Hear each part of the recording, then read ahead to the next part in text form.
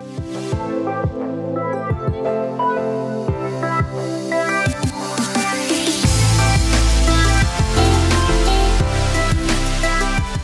everyone, welcome to the Stock Car Spectacle. This is our very first show. My name is Ian Jortson. And I'm Nick Kinzel. And we are just here. We're normal, everyday NASCAR fans, just here talking about NASCAR and looking to get into the journalism aspect, really. So, Nick, tell us a little bit about yourself. Well, I'm 19 years old. I'm currently taking classes at the College of DuPage. What really got me into the sport of NASCAR, because growing up, I was really never a NASCAR fan. My dad always was. Like, I remember, like, being like, this is so boring. Cars are just going in circles. But then the 2011 Daytona 500 was the first actual NASCAR race I actually watched. And after seeing 20-year-old Trevor Bayne win the 500 in his second Sprint Cup start, I was like, that's pretty badass. So then from there on, I watched a couple more races that year, but the year I really started watching every race was probably the 2012 season. Okay. So, really, Trevor Bayne just kind of... Trevor Bayne, after I watched that race, I was like, wow, this kid is awesome. Like, spoken by God, he's got a good attitude and everything. I was like, I want to jump on this. And then I believe he got his first, what's now the NASCAR Xfinity Series win at Texas later that year. And he was really not even a factor in that race. It was the final restart, 7 laps to go. He took the lead, and I was like, oh my God, he's going to win. And then once he really won, I was like, all right, I'm jumping on right here. This is where I really jumped on the bandwagon. Right. So, a little bit about me. I've been watching NASCAR ever since the day I was born. My dad, he grew up, he started watching NASCAR when Dale Earnhardt started coming around. And Oh, yeah. my dad loved Dale Earnhardt. And Yeah, my dad was also a big Earnhardt guy. He went from Earnhardt to Junior, and now he's a Harvick fan. Right, yeah. And... I was I was probably 1 year old when Earnhardt won the 500, and my dad, he had me in his arms, just tossing me up in the air, up and down. Yeah, it looked like quite the moment right there. Oh yeah, and you got the every pit crew just high-fiving him and congratulating him. Like, that was cool. Like just watching that video on YouTube a couple times, it's just giving me the chills just to see how he had that great an impact on the sport, that every single competitor's team is going to come out and give him high fives. That was just badass. And it took him over 20 years of trying, 20 years of frustration. He won everything else. He won the shootout, he won the duels. Just look at his Daytona wins and just how many Daytona wins he had before winning the 500, because he won the shootout a couple times. He won the dual races. Yeah, he won the summer race a lot too. Yeah, he was winning everything at Daytona. And then when he finally won. He won the Daytona 499. Yeah. Like 20 times. Oh, absolutely. And just so much bad luck. Like I remember he ran over the bird. Yeah. While leading down the backstretch. Just it seems like he had such bad luck in that race, and then finally was able to get it done. Yeah, it was about time for him. Oh yeah, he was long overdue for that. And so I was about maybe 4 years old when Dale Earnhardt died, and so I don't have much memory of him. Really, the earliest memory I have is hearing that he died. Yeah. And, how upset my dad was, really. And then my dad started liking Harvick because he basically took over the car. Took over Senior's ride. And, we started liking Dale Jr. too. Like, when I was really young, I loved Dale Jr. Like, he was my all-time favorite driver. Oh, yeah. And I liked Harvick too because he took over for Earnhardt when he passed. Just remember the Atlanta win against Gordon. Oof. And that was unbelievable. And it was great because it was a year from when Earnhardt beat Labonte. Yeah, on that track. It was basically the same finish. Just like a year ago, he's gonna get him, is what Larry Mack was saying on that broadcast. Mm-hmm. That was, and then just after the race, just giving the 3 signal to all the fans, like, oh, that was, chills. and he gained so many fans. Oh, that absolutely. Day, just from how hard he could drive that race car as a rookie. Yeah, as a rookie coming in, you're stepping into the biggest guy in the sport at the time, his ride, and to go out and win, and you're against not just Jeff beating Gordon. a schmuck or anything. You're beating Jeff Gordon at that. Jeff Gordon in his prime, like, that's something right there. You don't see many rookies nowadays go for that. Oh, no way. Like, I want to see William Byron, drag race Keselowski on Right. the front stretch of Charlotte or something. Yeah, I think William Byron's. I think he's gonna have a good season. He's got Jimmy Johnson's old crew chief Jack Knaus. Oh, yeah. calling the shots for him. He's in the 24 car. He's in the 24 car. He's in Gordon's old car. He's got a 7-time champion crew chief. I mean, I think they're gonna have a breakout year. Definitely. I mean, look what he did with Junior Motorsports in the Oh, Xfinity absolutely. Series. He just won a. Even look at what he did with KBM before in the truck Oh, series. yeah. But see, something about that, I still think he should have been a truck champion, but that just the playoffs, just the playoff format. I'm sure we're going to get into that later into the show. Kind of like Christopher Bell. Christopher Bell got robbed. Mm-hmm. Even Justin Allgaier, I'd say as well. Oh, yeah. Allgaier and Christopher Bell last year, like, come on. And then they didn't even. Tyler Reddick, Out of nowhere, what? out of The nowhere, guy he wins had- Daytona, Yeah. and then he's not relevant the rest of the season. But I guess he had the best like 8 races of his career to get him to Homestead. I and guess, then you know, then he that's what wins. gets you into the That's what gets you into the playoffs championships. nowadays. It's all about the consistency.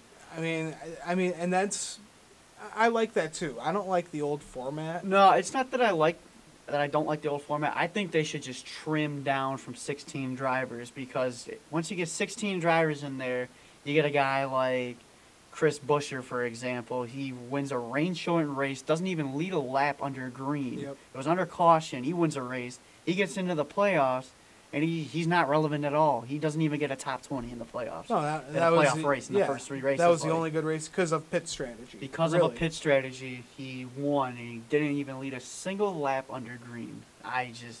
That's just something, I think they need to shorten To what? the field. Maybe, I would say, get your best 10 to 12 drivers in the playoffs. And I love the knockout style, though. I love how they do. I do too. I love the knockout style of the playoffs. I just think that the field should be shortened from 16 to maybe 12, or even if you really want your best drivers, maybe get the best 10, but Right. somewhere from there, because you just get year in, year out since this format started, you're getting guys who just don't belong there. Exactly. Like, it doesn't make any, like, you can get these guys that win at Talladega, you know, you'll have 3/4 of the field wreck, and then you got Right, these guys and that then are you running get the the back the schmuck whole that time. just Yeah. goes, that's when. Speaking of, we got Talladega coming up as our next race, so who knows what's going to happen. What schmuck will win this What time? schmuck's going to win this time, and then they're going to get themselves into the playoffs. Like, watch Michael McDowell. Watch a Michael McDowell win at Talladega, because watch a David Reagan win Yeah, at because those are Talladega. plate guys. Those are really good restrictor plate racers. No disrespect to them at all. No, not they at all. just wouldn't. Front Row Motorsports doesn't have They're not a technology. playoff caliber team. Yeah, exactly. They Or even alongside like a Matt DiBenedetto or like a Corey LaJoie, same thing. Matt DiBenedetto's in some pretty good equipment this year, but I just don't think he has what it takes to really drive well in the playoffs and advance into a next round or something exactly like, you know, they said that they have an alliance with Joe Gibbs, but I don't see the power that like Furniture Row had with Right. the alliance that they had with Joe Gibbs, because Martin Truex Jr. with Furniture Row, he was blowing away the Joe Gibbs guys. Yeah, he was and way better than the Joe Gibbs guys. And yeah, I just don't think with a 16 driver playoff field that you're just not getting the best. No, not at all. So shorten it 10 to your 12 best drivers, and then you're really going to see some good racing for a championship. Right. And I love the cutoff races too.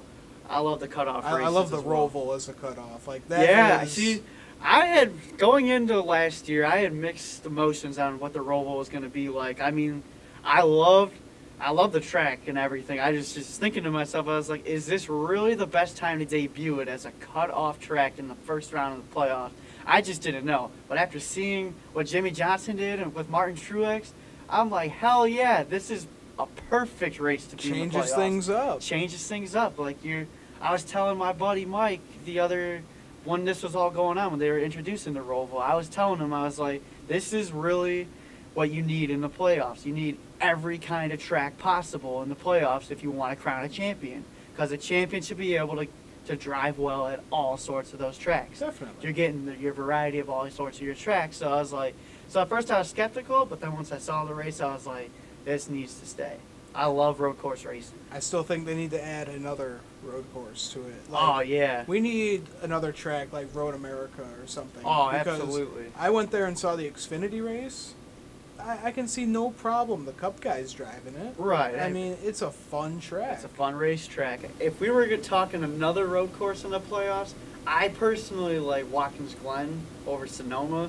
Because like Chase Elliott I think it's more exciting. And then you saw Chase Elliott gets his first career win. That was a great run with him and Truex too. That was awesome. Like, so if we're talking another road course in the playoffs, I would definitely say Watkins Glen. Would too. Would be over Sonoma. Oh yeah. So, now that we got that a little bit out of our system, we're going to talk about our diecast of the week here. So, this week I got Kevin Harvick's old Goodwrench car, going back to his 2003 season when it still was running the Winston Cup. Oh, yeah. And this is probably by far my favorite Kevin Harvick paint scheme. That is... Just like the black and silver flame, sort of. It's just...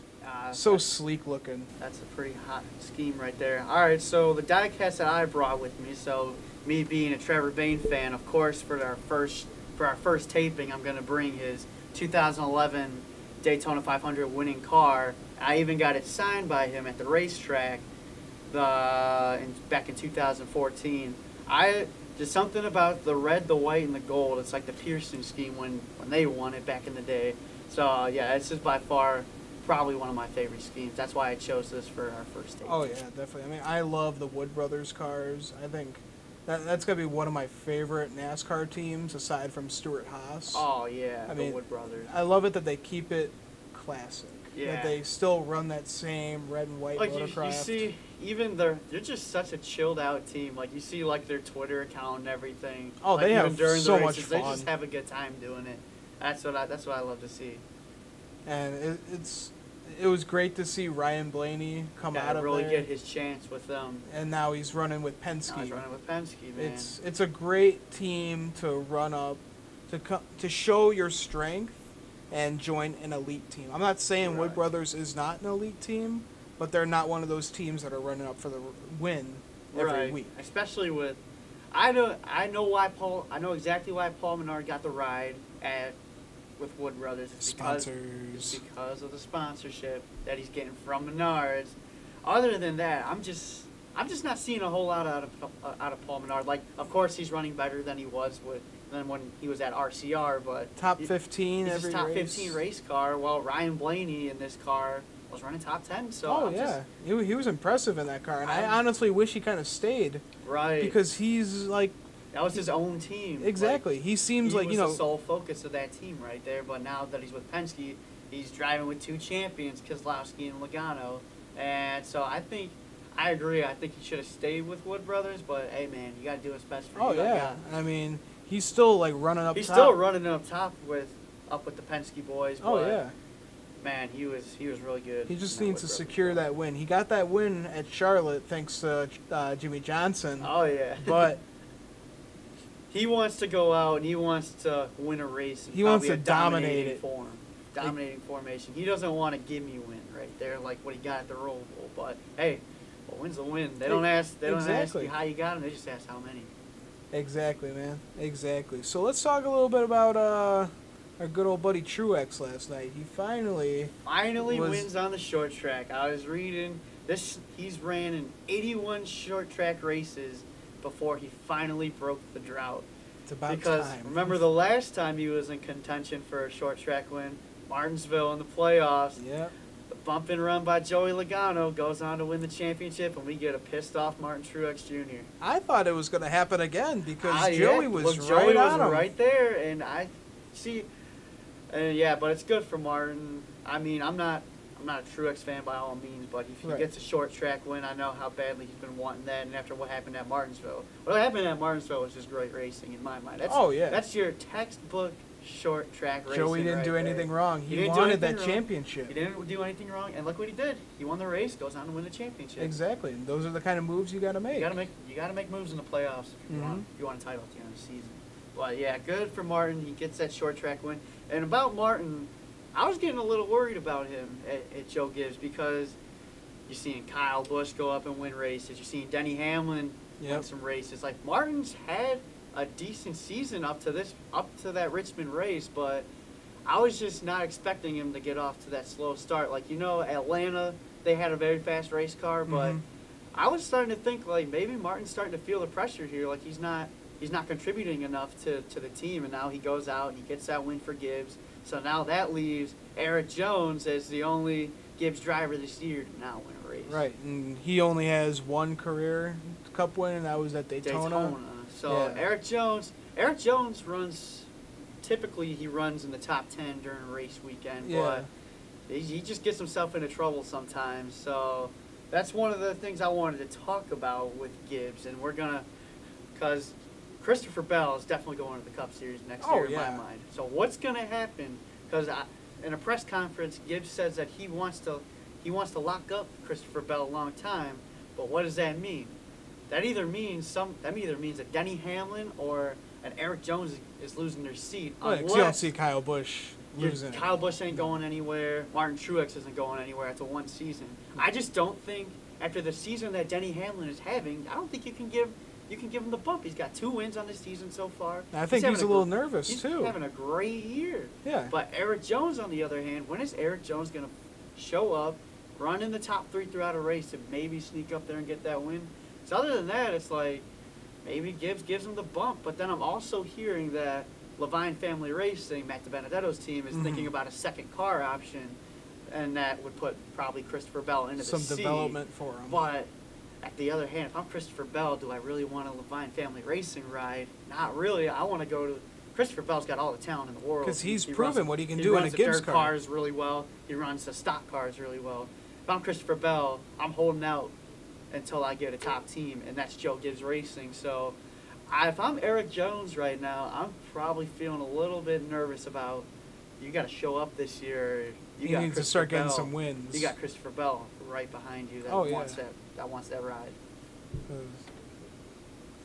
Eric Jones, he showed what he could do in the Xfinity Series, and he was unbelievable. He was unbelievable in the almost as good as what Christopher Bell is doing right now. Absolutely. But Christopher Bell, he's got that dirt background. He knows how to run different grooves of the track, and Gibbs really likes got that top groove really down. So, he's like Kyle Larson running that top groove. But yeah, Eric Jones, ever since he came up to the Cup Series, like when he ran the 77 car, he didn't really impress me in that car. No, not at all. And then when he steps into the 20 ride, I'm like, all right. And then he gets a win at Daytona. I was like, all right, maybe he's going to finally start to break out here. Get some momentum from that. And then it's just kind of been he's been solid to a point, but with Christopher Bell lurking next season, I think the pressure's on for Eric Jones, because I just do not see how, after the season Denny Hamlin's having and the sponsorship that he's bringing, how do you dump Denny Hamlin after all that? Right. I could understand if Denny Hamlin had a season like he did last year, didn't win a race or anything, but Denny Hamlin has 2 wins on the season. He's already locked into the playoffs, and he's got the sponsorship with the FedEx and the Jordan. Oh, yeah. I mean, even if he does leave Gibbs, I'm sure an elite team will pick him up. FedEx will follow him. Oh, yeah. He's got FedEx locked up. Oh, yeah. If he goes, then, yeah, sure, Christopher Bell gets the ride, but if I'm Eric Jones, I'm pretty nervous right now. Oh, yeah. Because, yeah.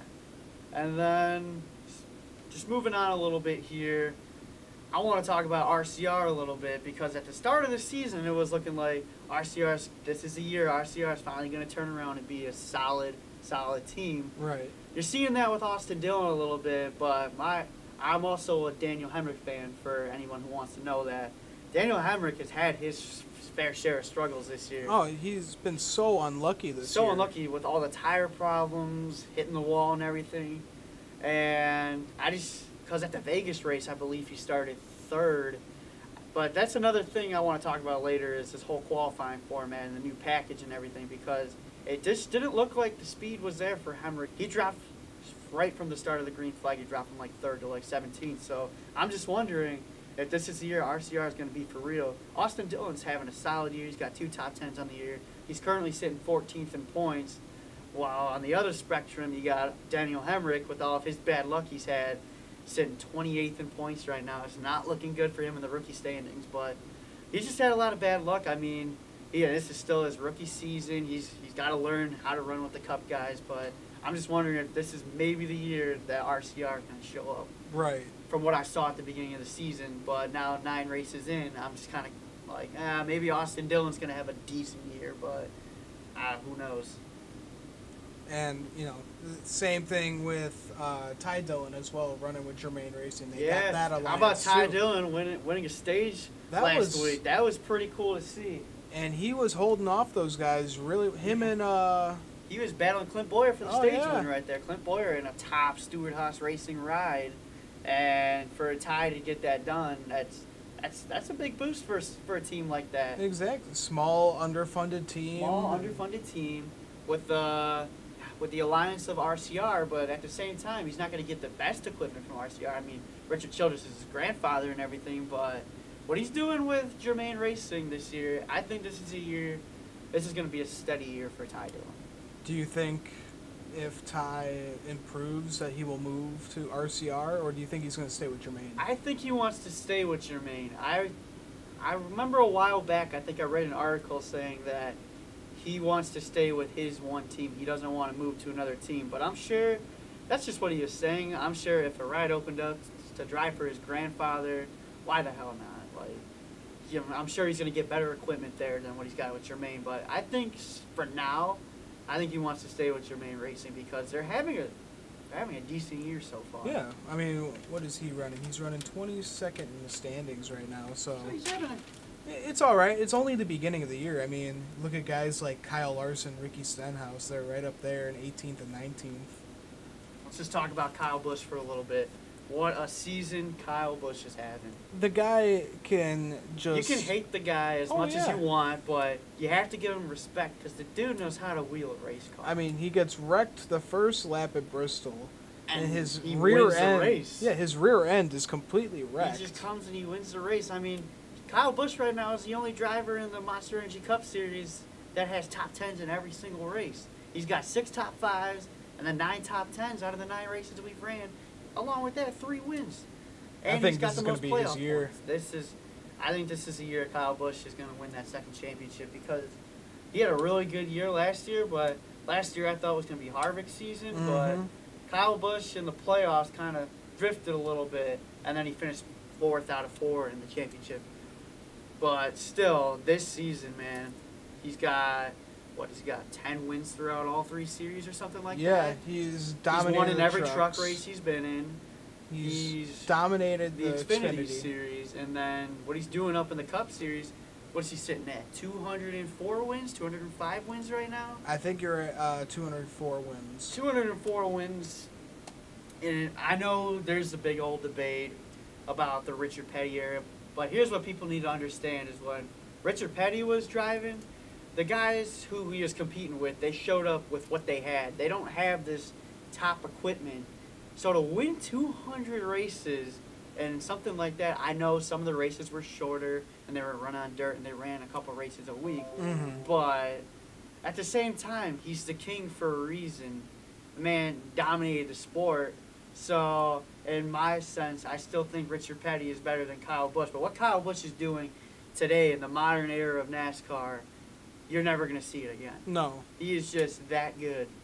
Over the 200 wins, I think Kyle Busch easily is going to get 300 wins in NASCAR. Oh, yeah. Around.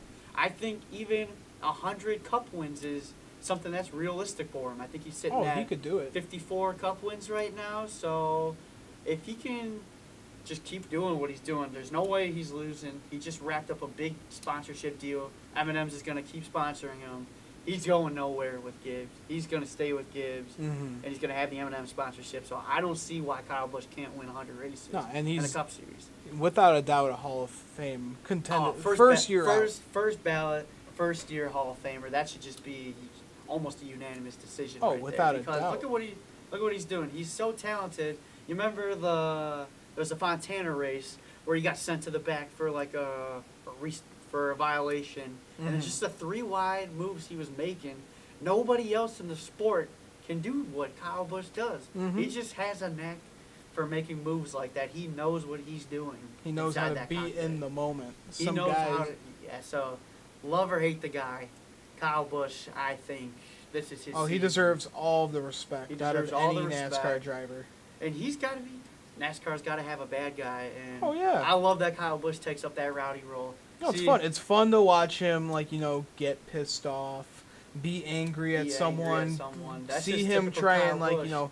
get mad and bump and run someone. Oh yeah, Kyle Busch finishes a race in like third. He's like, yeah, he's not happy about it. Kyle Busch, all he does is win, win, win, or he is pissed off. Right. He's just determined to win every race that he enters in. And, hey, He's it doing works a hell for of him. a job. He's doing a hell of a job with that mentality. Without a doubt. Absolutely.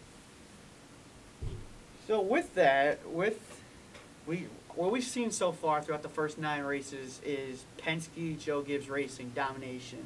So what I'm wondering is Hendrick Motorsports and Stewart Haas? I'm getting worried here because neither of the organizations have Hendrick Motorsports or Stewart Haas has a win this season. Right. It's been the Penske JGR show, and I mean, don't get me wrong, the Stewart Haas drivers are having a good season. Like Eric Almirola's doing well. Kevin Harvick sits 4th in the standings right now with 7 top 10s. Mm-hmm. Clint Boyer's got 5 top 10s on the season, and Almirola's got 10. It's got 6 top 10s on the season. So it's not like, and even Daniel Suarez sits 12th in the points right now with 4 top 10s. He's having a solid year. He's really impressed Stewart me Haas this year. is having a solid year, but when are they going to get that win? Because even Kevin Harvick's been saying, like, they have not had one single car that they have felt is a race-winning car. I thought at the Richmond race was going to be that, starting on the pole. But then he was just, like you said, He he's just kind of just falls content back. and running with 4th the whole night. So if I'm those two camps, like, Penske and JGR are running away with the show right now. So I think that the Stewart Haas win is coming soon. I think it's going to be Harvick that's going to get it at some point. At some point, you got Rodney Childers as your crew chief. Oh, yeah. And you got a terrific car chief. I mean, something good's going to fall their way. If not Harvick, I'd have to say Clint Boyer is going to get a win sooner or later. You don't think Almirola could I think Eric Almirola is having finally not win at a plate track? at a plate track. I mean, it looks like we're coming up in Dover in a couple of weeks. Remember, we ran the Dover in the fall race. Mhm.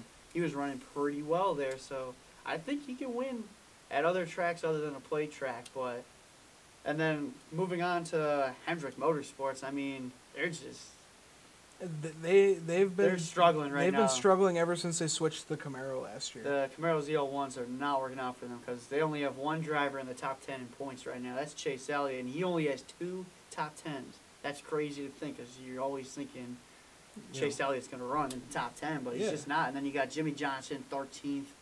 He's got more top 10s than Chase right now. That's something. Jimmy Johnson. That's something I would not have. That's a good improvement not for have this seen. year. Yeah, because Jimmy Johnson did not have a great season Mhm. last season. He's led 64 laps so far this year. That's more than he led last year. And yeah, William Byron sits 20th in points, and then Alex Bowman. In my opinion, ever since Dale Jr. stepped out of the car, I thought Alex Bowman was going to do so great. Like when Alex Bowman filled in for Jr. during He the did concussion, amazing. he did so good. I mean, look what he did at Phoenix. He got the pole. He damn near won that race, and then ever since he got this ride, he just has not impressed me. And I don't know, I felt like, watching Junior race that car, he raced that car hell of a lot better than what Bowman's doing. Yeah, Bowman's just. And I thought, Alex Bowman was a Bowman- little bit more of a wheelman than Junior was. Yeah. No offense to No he was a offense to- great driver, but Bowman Here's a crazy he did some thing. impressive stuff in that 23 car. Absolutely. Through 9 races this year, Alex Bowman is yet to find the top 10. He sits 21st in points, so if I'm thinking weak link at HMS right now, I'm definitely thinking Alex Bowman. When are they going to turn this ship around? No laps When led is- at all this year When either. is the whole organization going to turn this around? I mean, Chase Elliott had a phenomenal season last year, but that was pretty much it. So it's time for Hendrick to get back to their old ways. Otherwise, Penske and JGR are going to run away with this season like they already have. And going back, do you think that, with the problems with Stewart Haas and Hendrick, do you think that it's moving to the new car? Yeah, it might Stewart be. Haas struggling with the new Mustang, With the new Mustang, and Hendrick struggling with the That ZL1. very much well could be because, like we saw, drivers were struggling when the Chevy ZL1 Camaros came out last season. So I definitely think there's some struggle there. But then again, I have mixed emotions on that. Clint Boyer had a pretty solid running at Richmond last night. So I think they're there. They're so close to find victory lane. And once one Stewart-Haas driver finds victory lane, then I think they're gonna start moving in the right direction here. I mean, you got Talladega coming up. Who won Talladega in the fall? Eric Almirola. That's right. And it was pretty much a Stewart-Haas Racing show. Yeah, it's top four the whole race, basically. That was probably one of the most boring but most dominating performances at Talladega I've ever seen. Oh, Those yeah. 4 cars just broke away like that. Like, come on. It was absolutely insane, the kind of teamwork and skill that they all had. So I think stay together. I honestly think they're going to do the same thing at Talladega this year. So I mean, why not? It worked for them. It worked for them last year. Gave the organization a win. Why not do it again? So I think once one driver gets a win, though, for that organization, they're going to start turning it around. Oh, yeah, because there's no problem with the Mustang. I mean, we've seen Keselowski and Logano win with that thing. Yeah, these Penske drivers, they're going nuts. But on to my next thing is, when is Ryan Blaney going to find victory lane for Penske this season? Ryan Blaney also has had some trouble with finding some luck. Oh, he goes out, he dominates a race. Well, in the third stage. And then it's just the third stage comes along, and Ryan Blaney just goes away. Like, he dominates like half of a race, and then what happens? Like, I don't know, because he'll lead. Like, I remember, what was it, last year at Bristol? He was leading. Yeah, and then he got that involved entire in that wreck. race. Yep, and then he just got involved with some lapped cars getting into a wreck. So that's it. He just finds the worst luck. The worst ways. I feel like, besides his Pocono win, yeah, like, which he absolutely dominated against Kyle Busch, and his win at Roval, that was all luck. That was he was hoping for someone to wreck in front of him, and he got Johnson going right into Truex, and here comes Blaney. Here comes Blaney for the win. So he just needs to figure out this third stage, because stages 1 and 2 for Ryan Blaney have been fairly well this year. I mean, Ryan Blaney sits 9th in points right now. He's got 4 top 10s, but easily could have been more. Oh, yeah. He could easily have, I'd say, 2 wins at this point in the season. This year? Because he's been dominating some parts of the race, and then it's either a tire problem, he hits the wall, or just something happens, and then it just all goes down the drain for young YRB. So I think he's got to be feeling some pressure here. His 2 teammates, Logano and Keselowski, week in, week out, they're contending for wins. And, oh, yeah. I mean, Blaney's contending for wins. When's he going to put the third stage together? And Exactly. along with another struggling driver, Kyle Larson, man. Oh, my God. What's going on? He hasn't performed like how he did in 2017. It's so sad to watch him race how he is. After that 2017 season, I was like, all right, Kyle Larson, he's broken out. He's going to no wins last year. He has 2 top 10s this year. It just seems like something always happens to Kyle Larson as well.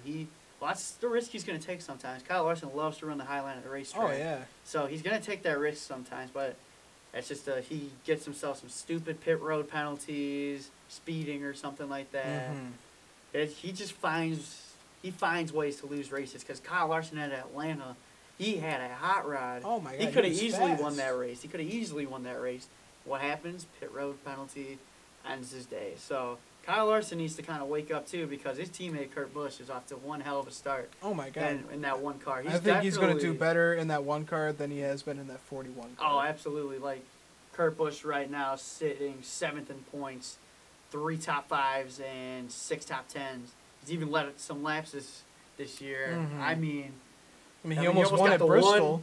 He almost got the win at Bristol, where he said in the interview he would have wrecked Brother Kyle for that win. Can you imagine? And, do you remember the All-Star race? I mean, yeah. Kyle Busch took out Kurt Busch. Yeah, so and they didn't talk to each other for a year. They didn't talk to each other for a year, so you knew. I think Kurt Busch would have done it. Oh, yeah. I mean, he wants to win. He wants to get Kurt himself Busch is a wheel. I think he is one of the most underrated drivers out there. Oh, like, I love Kevin Harvick and I love Kurt Busch, and I think Kurt Busch is just so underrated because he has been on almost every team in NASCAR. Right, he's everywhere. But he has had a win with almost every team in NASCAR. So I think I could see Kurt Busch getting to victory lane this year. Oh yeah, I can definitely see him possibly making top 8. Maybe he makes it to the round of 8 in the playoffs. And I mean, Kurt Busch, yeah, week in, week out, he just continues to impress with And with new car, new team, new crew chief. fighting for his job, really. Fighting for his because job. he's got that 1-year contract deal. with I'm sorry, Chip Ganassi. Yeah. And You think there's a possible retirement coming for him if he doesn't perform well. You think so? Because I have a theory going that Kurt Busch is going to step out of the one car at some point, and Mr. Ross Chastain. Oh yeah. Chip Ganassi pretty much owes Chastain a ride at this point after the whole thing with the DC Solar. But Oh my God. how does that have to feel as a driver? You get announced that you're going to drive one of the top rides in the Xfinity Series. I guarantee if Ross was running that 42 car this A year, champion. almost right away. I guarantee you had 3 or 4 wins at this point. Mm-hmm. And then he gets it all taken away from him, and he's back driving the 4 car, and he drives the 15 car on Sundays. So, Yeah. man, that's But- just gut wrenching. But what he always outperforms He has raced every NASCAR race this year because he's got the deal in the truck. In the truck series, he's contended for wins in the truck Oh, yeah. series in that 46 truck. Surprised he hasn't gotten a win yet. Absolutely. I mean, Ross Chastain's he's a wheelman, and he's a watermelon farmer on the Yep. side, but I mean, he's a wheelman. I mean, that's why he showed he deserved that ride. So that's why I think He proved it at Vegas. when Kurt Busch steps out of that ride, I think Ross Chastain has got to be heavy favorite. Deserves it because More than he got deserves that it. taken away. That was not He fair. outperformed. He still outperforms in that 4 car in the Xfinity Series Oh, yeah. this year. I mean, JDM Motorsports. I mean, they're not one of your top teams in the sport. No, not So, at all. But what Ross has done, Ross has shown he can run in the top 10. I mean, what was it, 2 weeks ago when Ryan Sieg won the stage at, what was it, Texas?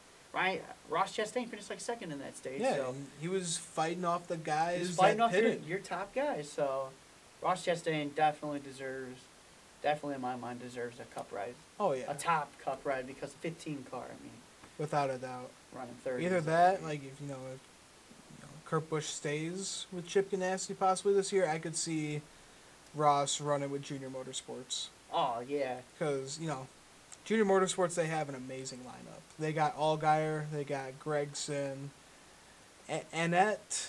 I think Michael Annette's having a pretty decent year. Yeah, he Definitely from last year. I mean, he started off the season on the right foot, getting the win at Mhm. Daytona. But he's been running in the top 10 more in that car than all of last year. So I think he's doing a pretty solid job. And then you got the 8 car with the rotation of drivers. Yeah. They got a pretty stacked rotation of drivers in there. Ryan Preece, Zane Smith. Somebody was just announced they're going to be who was it? Ryan Truex. Oh yeah, Ryan Truex has run that car once. I think he has more deals. He's got more coming up.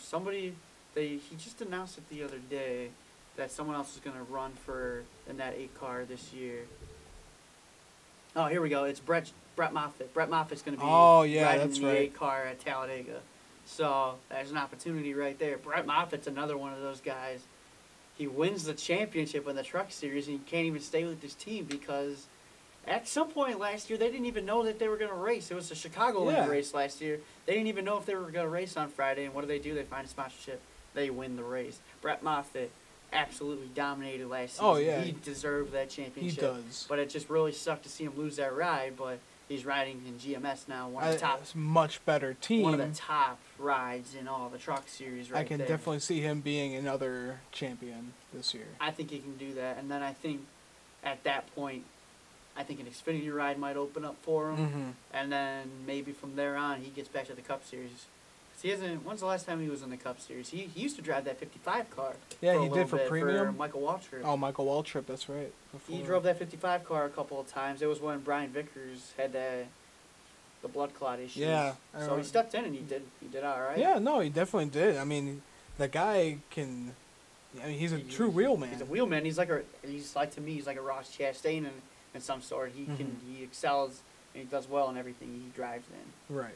So yeah, Truck Series I think is gonna have an interesting season this year. I mean, you got Brett Moffitt, Johnny Sauter, Ross Chastain's running I pretty know. well in there. I mean, so who knows? If I had to pick a champion, I think that Brett Moffitt's gonna get back there because Austin Hill, good for him. He got the 16 truck, but other than that Daytona one. That Daytona race was crap because Oh, there were yeah. 10 cars that finished the race. That Daytona race was just a crap shoot. It was a demolition derby. demolition derby. It was terrible, and so I just don't see Austin Hill being a real deal in that 16 truck. No, not. I mean, he'll yeah, probably they have say- a 1 year They, deal. they say and- nowadays that it's all about the equipment you're in, but at some point you gotta It's have the some driver. talent. You gotta have some talent. Yeah. They're not just gonna put a nobody in there. Like it was funny how like Tony Stewart was saying with all these young guns and with using daddy's money or something like that. Like that's what I hate the direction that the sport is going into. Some of these punk ass kids are stepping into these rides. They have no reason to be there, and then you have some guys out here who are true grit racers who don't Mhm. have rides because they don't have the money like these kids' parents do. So I kind of agree with Old Smoke on that one. Oh Like, yeah, definitely. some of these punk ass kids, I just Do like you have some names for these punk ass kids? one in particular, I don't think he's as big of a punk ass kid as Noah Gregson. I love Noah Gregson's attitude, but I don't know. Something about him I just don't like, but because he's kind of struggling a little bit. Oh, with, yeah. with junior motorsports this season. I mean, get look what he it. did with Joe Gibbs last year with I- the 2 Xfinity runs. Yeah, that I he had. mean- he almost got 2 wins. He almost did, but he's kind of struggling to start off the season. Like you can say he's a rookie and everything, but he's getting used to the car and everything. Mhm. But he's been running outside the top 10 in almost like 75% through the races so far. I mean, he only has a few top 10s on the season, I believe. Right. He finishes like an average finish of maybe like 12th, I'd say so far. He just isn't having that kind of season, but I mean, it was kind of like how William Byron started his 2017 campaign. Yeah, it He wasn't- was slow, and then that found the Iowa win race, at Iowa, went to Daytona, won captured that, went to Indy and beat Paul Menard, and that was a crazy finish. That was a crazy race right there. That is And for sure. so I think we should give Noah Gregson some time Give him some time and because I know he only had 2 truck wins, Yeah. but every race he outperformed. I think he was a little pressured at Kyle Busch Motorsports in that Mhm. truck. Look at Todd Gilliland this year. Kyle Busch has called him out saying, if you are not going to perform in my truck, a Kyle Busch Motorsport truck, you're going to be out. Right. So Todd Gilliland's got that extra pressure. I think Noah Gregson was starting to feel that, and then he got lucky. Well, he didn't get lucky. He had the sponsorship money to go to Junior Motorsports because I remember somebody kept tweeting Dale Jr. like, why aren't you going to put Ross Chastain in your car? He's Mhm. like, I would love to put Ross in the car. It's just I need the sponsorship money to do that. He said to ride in one of his cars, I think he needed like $5 million worth of sponsorship money right there. Right. So that's what Gregson's going to bring in. I think he's got with Switch and everything. So Mhm. that's where that's coming from. But yeah, to some of these young guns, tone it down a little bit, Right. Because you're there for one reason, daddy's money right there. Exactly. Well, yeah, moving on from that, let's talk a little bit about a couple weeks ago, the 2020 schedule got released, and I am all for it. I This love it. playoff schedule for next season, Bristol as a cutoff race. That is gonna be not fun. just Bristol Night. Yep. That is going to be The absolute. best NASCAR race on the schedule. Oh, It's finally in the playoffs. Yeah, I was thinking for so long, like, why is Bristol not in here? Exactly. I'm so happy that I'm really happy with the schedule. One I even thing- like the championship change. That Oh they yeah, made. from get a new track Homestead in to there. Phoenix because you get a change. I mean, we've been racing at Homestead Homestead for the for the finale. championship since 2002. Yeah, I believe it's something like that. Yeah. So we need some change. It's been way too long, and I think Phoenix, with the crazy finishes we've had there, just the fun, exciting racing there, and plus a new configuration, I think it's perfect for the championship. Yeah, just look at this. Round one of the playoffs is 3. I wouldn't say 3 short tracks. Darlington race is like a short track. You got the Southern 500 to kick off the playoffs, and you get Oh, that'll be and you fun. got Richmond Night, and then you get Bristol. Like, what more could you ask for? That's gonna be one hell of a round. That is going to be probably the best round in the playoff system right Oh there. yeah. Other than that, you got, let's see, the next round, it's the round of 12. You're kicking it off at Vegas. I mean, Vegas is great for a playoff race. You look at all the revenue and I money mean, you're gonna it's bring a in for it's a that. fun mile and a half It's track a good too. mile and a half racetrack, and then just the area that it's in. Mhm. So you got Vegas, Talladega, that's a wild card race right there, and then you get the Roval to close it out, like another wild card race, like what we saw there last year. Right. And then going into the round of 8, you get Kansas. Kansas is shaky. Then you Kansas is just another Kansas one is of your another mile and a half tracks. and then you get Texas. Texas is usually a pretty good mile and a half. Mhm. And then you get Martinsville. Oh man, And then that Martinsville weekend next year, I believe they're having all 3 run there. they are Trucks, because they're Xfinity, and Cup are all going to run because Martinsville they didn't next have fall. the Xfinity run there before. Xfinity Series hasn't run Martinsville in over a decade. Right. It's been so long. So it's going to be pretty cool. And trucks going to Bristol as well. Trucks going to Bristol. Yeah, so the round of 8 is going to be a good one. And then you got your championship 4 at ISM Raceway.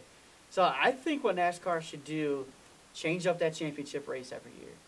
I like it. Change it up. Like you Have see a vote with the drivers. Have a vote with the drivers, because you see, like, the Super Bowl is played in a different venue every year. Mhm. So why not change up the track for the championship race every Exactly. single year?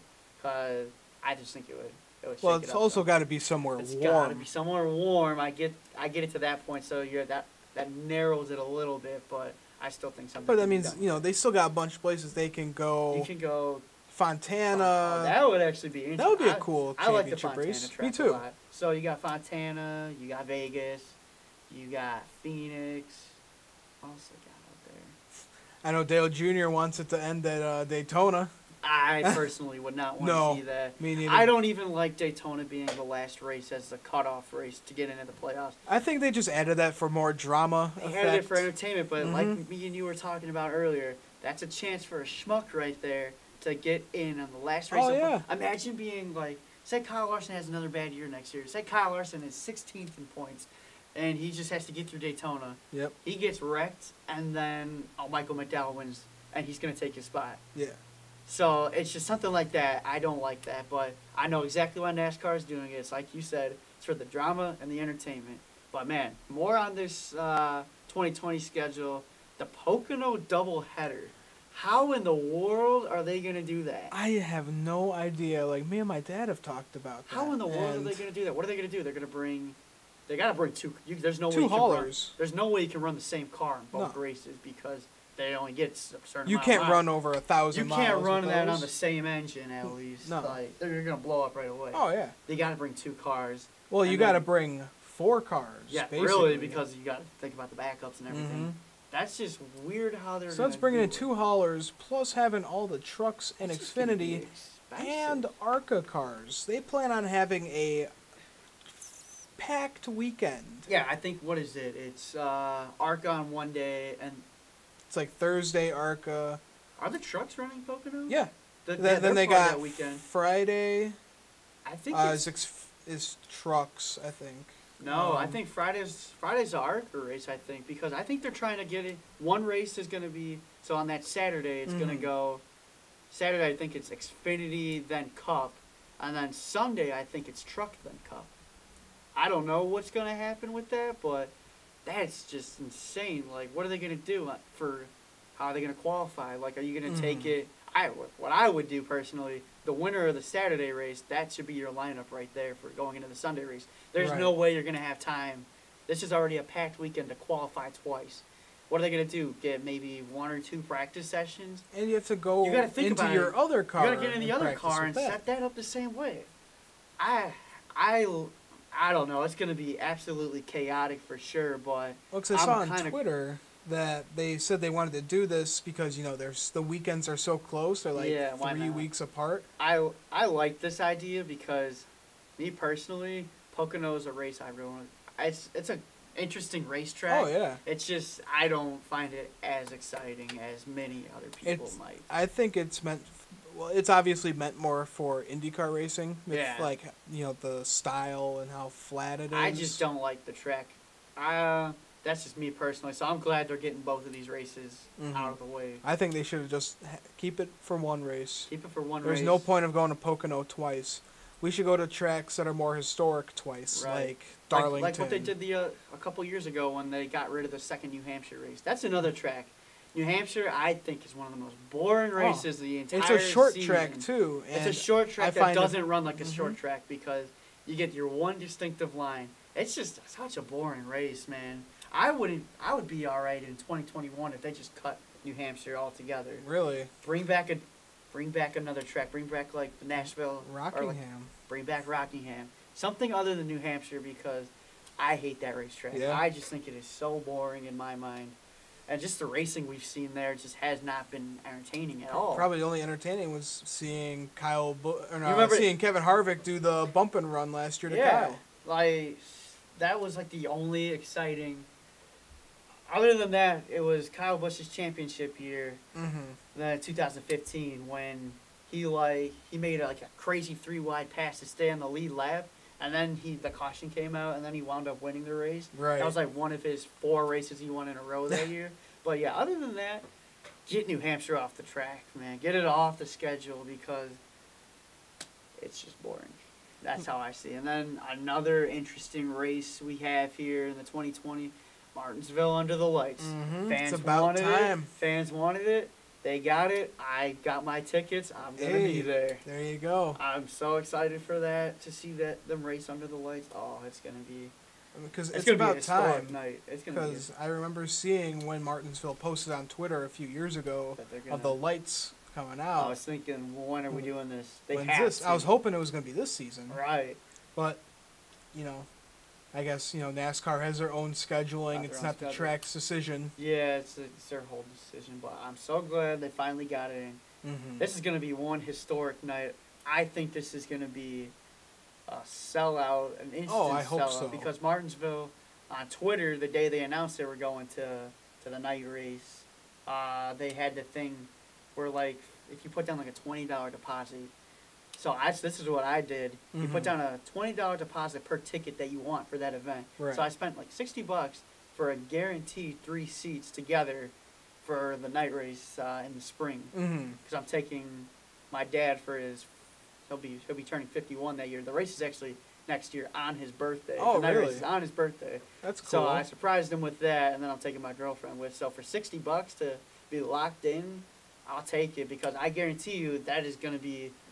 We're gonna be one historic night. And I think that's gonna be a night where it's gonna sell out. Oh, hell Sure. yeah. And Like, I like it a lot, and it's gonna be super weird. Night racing's the best, too. Oh, Martinsville race, short track racing in general. Mm-hmm. You gotta get more short tracks on the schedule. Like, Oh, yeah.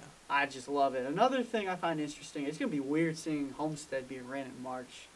I know. I mean, It for fits- as long as you and me have been watching NASCAR, Homestead has always been the Homestead's your finale. championship track, and just to So- see it be just a normal March race, like Guys are going to enter that race with a different mentality.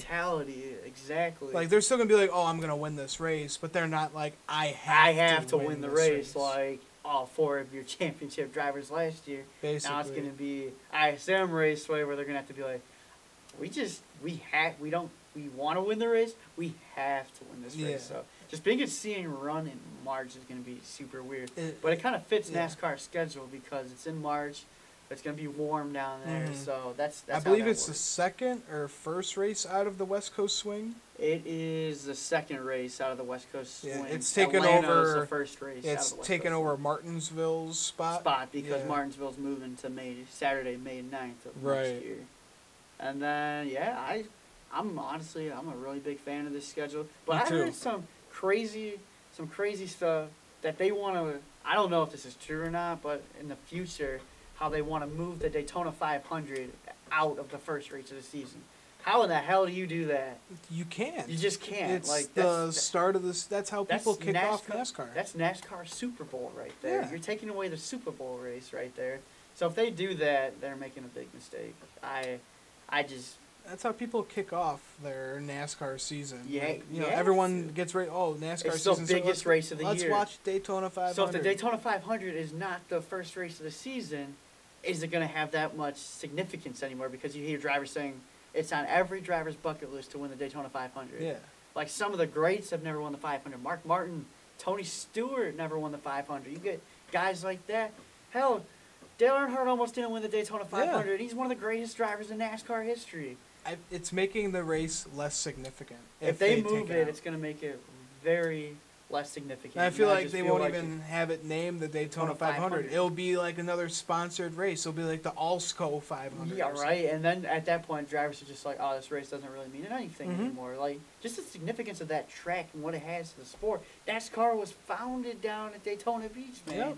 Running the Daytona Beach course. I mean, you can't It's- move it. yeah, Whoever's been like writing these reports saying they need to move it, I just don't. It's. I have never been. I'm sure you haven't been to Daytona either. It's on my bucket list for My sure. dad's been there. He said it's one of the coolest, besides Bristol, one of the coolest tracks he has ever seen. Oh, I bet, because we were gonna go to Daytona for my 21st birthday next year, but then we decided, 21st birthday, Talladega playoff race. That's Hell yeah! Talladega's In the way infield- more of a party, man. In the infield is what we're gonna do There too. you go. So I got a pretty busy race schedule next year. I Hell have a yeah. pretty busy race schedule this year too. I'm hitting up both of the Michigan races. Mhm. I want to go out to Eldora for the truck race because That's been on my bucket that's list on my too. bucket list for sure. So both of the Michigan races, and then we got Chicagoland. So yeah, it's gonna be a fun year. Oh yeah. Hitting the tracks for sure. And then next year's gonna be even more chaotic with Martinsville in May. And then if I wanted to do both Michigan races again, along with Chicagoland and Right. then Talladega in the fall, that's gonna be It's packed. that's gonna be a packed schedule. But I like it because Yeah. I want to get out to different tracks. Oh, and I'm also we're hitting up the Brickyard this year for Oh, nice. Brickyard 400. So that's gonna be interesting. I know, because I don't know where we're sitting yet, because we're not gonna buy our tickets till the day of the race because Okay. Indy never sells out. No.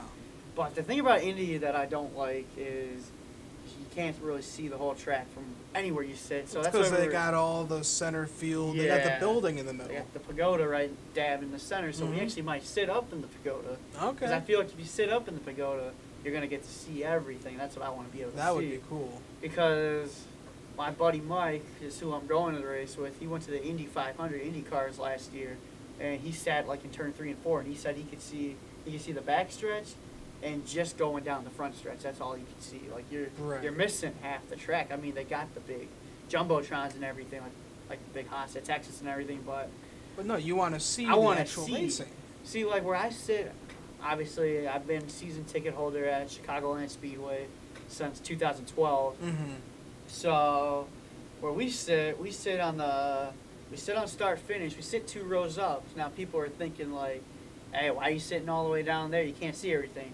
That's a lie. Mhm. From where I sit, I can see everything. You can see the whole back stretch. You can Oh, see yeah. turns 1, 2, 3, and 4, and then coming down the front stretch. Because you're thinking NASCAR, you want to higher up, the better. Because these. But I love our seats, honestly. Yeah, I mean, I sit start finish as well. I think I'm about 15 rows Yeah, up. I mean, And I I think really that's not a a bad perfect seat in the view. house there. I mean, you can see everything. Oh, yeah. It's just the way it's configured. You can just see everything. Like, I mean, and I think, that's what they tried to do too, is like make sure you see everything. That's why I like that Chicagoland doesn't have any big buildings like Mhm. that. Like even at like Las Vegas and everything, they have that big building right there in Daytona. Yep. So just yeah, Yeah. I like where I sit at Chicagoland because you can see everything. And, Right. Yeah.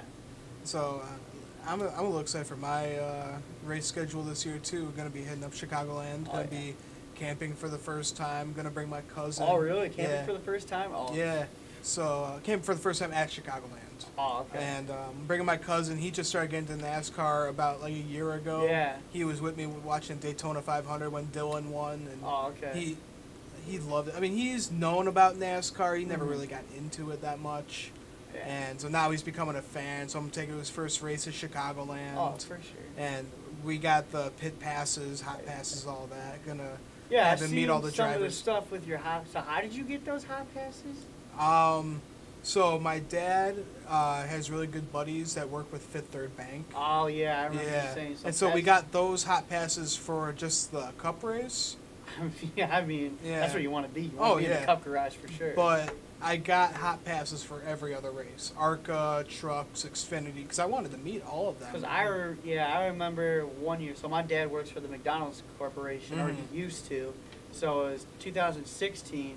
He was begging his boss to get his name in for hot passes. Right. And then finally in 2016, we got hot passes because it's kind of funny. My first year going to Chicagoland, we actually snuck into this Cup garage. Well, we didn't know we were sneaking in because we didn't know about hot passes or anything. So we got off the little bus that takes you to the infield. Right. And we just walked straight in the garage like nothing happened.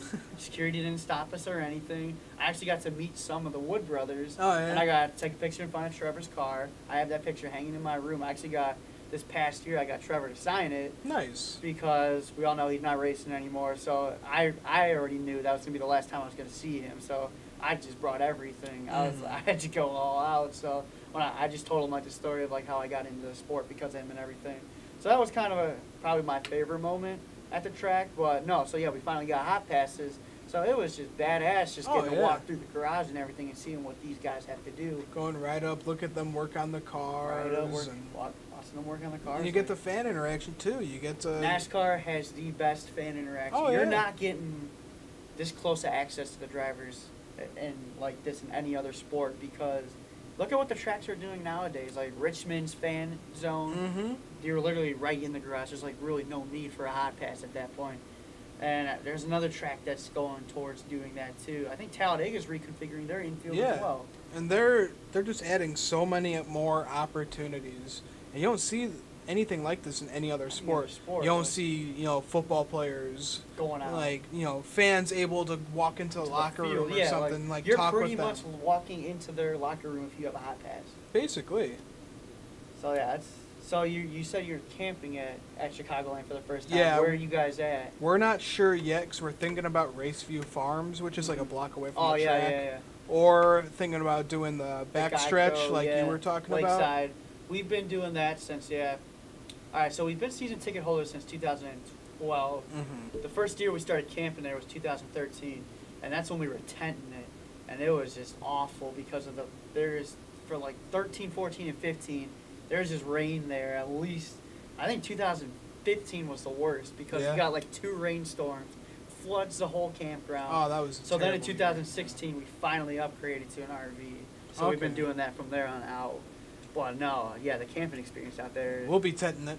Yeah. We're gonna see how it Hell is. yeah.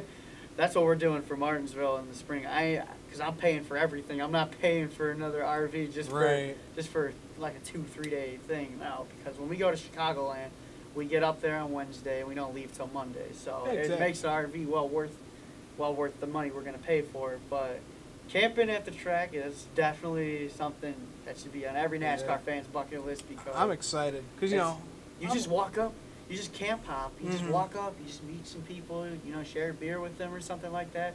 It's crazy. Like I was telling you before the show, I partied with the NASCAR driver, Brandon Hightower. He drove in the Xfinity Series last year. It was like at 3 in the morning. We snuck up to the upper ridge, like where they have the RVs on the backstretch and everything. We snuck up there somehow, and he was up there, so we just got to chat with him for a little bit. So camping at the track, there's always something exciting that's going on over there. I'm excited, and 30 minutes away. 30 minutes like away. why am I gonna camp? I can just drive back and forth. But then let me tell you, after this year, it's gonna make it so worth it. Oh yeah. I love it. Like it's so awesome. And then we got going to Road America again this year. I love Road America.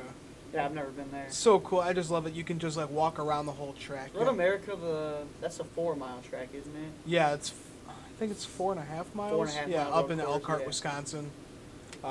Really cool. I got to see my first time there. I saw Jeremy Clements get his first win. Oh yeah, I see your little Clements. Oh yeah.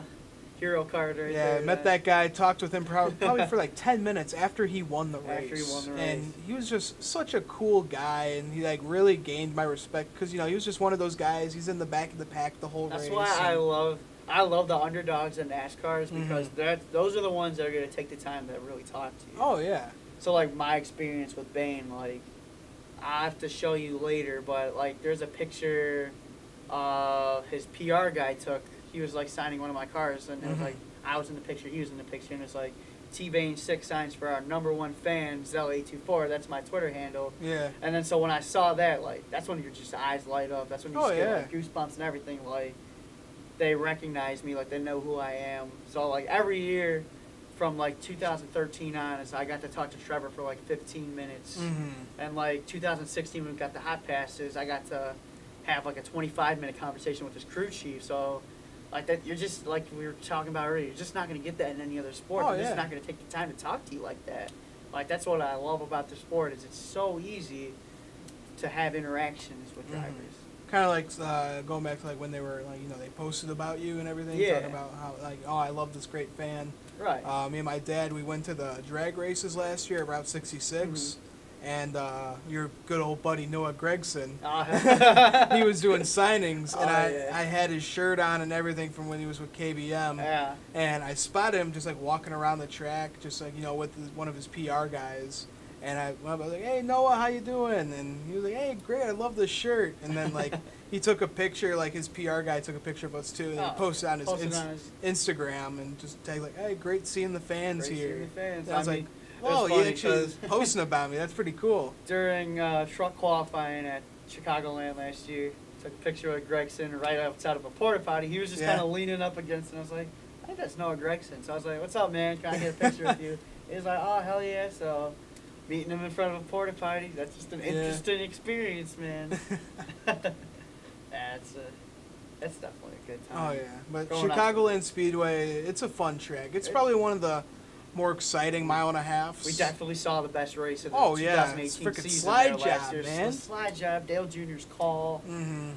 And like Kyle Busch is saying, you're not getting that without the lap traffic. The lap traffic made everything in that race. Yep. Because all of a sudden, because I'm thinking 5 laps to go, up here, Kyle Busch going to win the race. Mm-hmm. All of a sudden, 2 laps to go, I'm like, wow, Kyle Where'd Larson's Larson right on come his from? ass. Like, holy cow. That's just like, and then when he tried to make the move, I was, see, here's what, I don't think anybody in the grandstands saw Kyle Larson get Kyle Busch into the wall because Yeah, I on the remember, backstretch, yeah. I remember going down into 3 and 4 when Kyle Busch spun Larson, and when Kyle Busch came around after he took the checkered flag, he got so many boos, and that's when he did the little crying thing.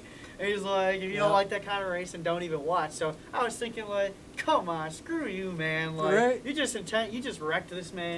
And then I saw the replay, and I was like, wow, Hey, it was retaliation. I was the same way, like, hey, you just wrecked Kyle Larson. Like, what the hell heck, is man? this? Like, you guys have had pretty good races together. You're making just fun gonna of up and us wreck? doing this stuff, and then, you know. I saw the replay, and I was just kind of like, oh, okay, I get where he's coming at now.